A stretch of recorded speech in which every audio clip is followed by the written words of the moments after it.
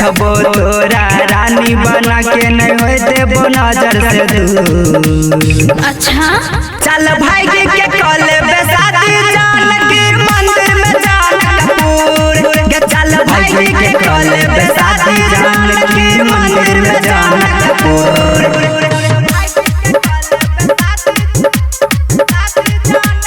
अच्छा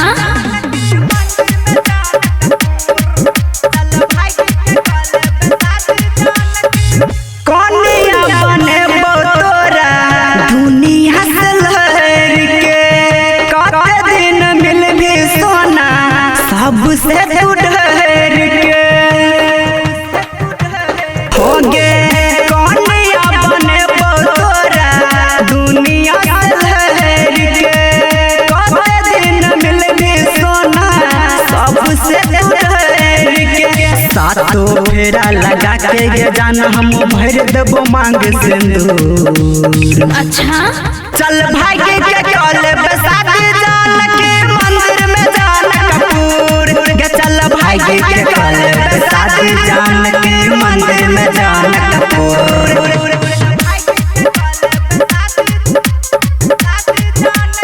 अच्छा